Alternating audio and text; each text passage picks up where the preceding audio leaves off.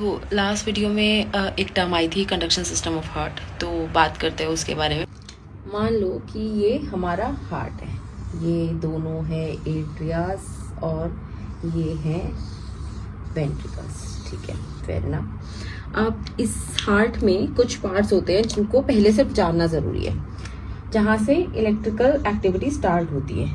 First is SA node, दूसरा point यहाँ पर होता है दैट इज AV नोड।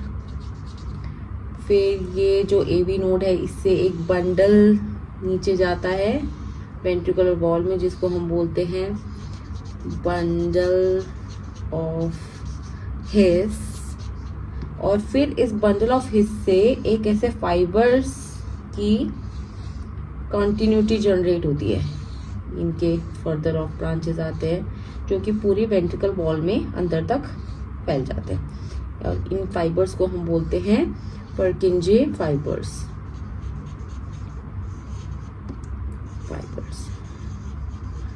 तो होता क्या है, ये SA नोड क्या है? SA node is like a spark plug. जैसा स्कूटी में, बाइक में स्पार्क प्लग होता है, यहाँ से एक स्पार्क जनरेट होता है और फिर ये स्पार्क आगे ट्रैवल करता है। तो पहले जहां जहां पे जो जो नोड प्रेजेंट है वो अपने आसपास के एरिया में उस इलेक्ट्रिकल एक्टिविटी को भेजते हैं। यहाँ से स्पार्क जनरेट हुआ, ये फैल गया पूरी एट्रियल वॉल में, दोनों एट्रियम्स में ये स्पार्क फैला और ट्रैवल करते हुए ये पहुंचा AV नोड तक।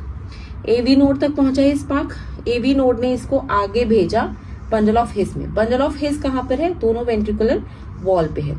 तो वेंट्रिकुलर वॉल तक ये इलेक्ट्रिकल एक्टिविटी पहुंच गई। इसके बाद ये पुर्किंजे फाइबर्स के थ्रू आगे पूरी वेंट्रिकल के मसल्स में इलेक्ट्रिकल इंपल्स भेज देता है। तो होता क्या है इस इलेक्ट्रिकल एक्टिविटी से? हमने पढ़ा था कि जो हार्ट का सेल है उसको जैसे ही शॉक मिलता है तो वो कॉन्ट्रैक्ट करता है ना। शॉक मिलने से कॉन्ट्रैक्ट करने को हमने बोला था डीपोलराइजेशन। तो इससे हमें ये समझ में आ गया कि जैसे ही इलेक्ट्रिकल शॉक आया एट्रियल वॉल में तो एट्रियम का डीपोलराइजेशन हुआ, एट्रियम कॉन्ट्रैक्ट हुई। हमने पढ़ा था ECG, कुछ ऐसा दिखता था हमारा ECG। This is P Q R S and T।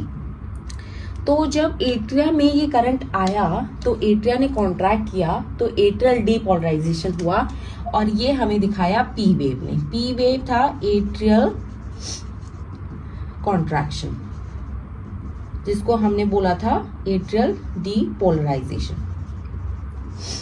उसके बाद ये एक्टिविटी AV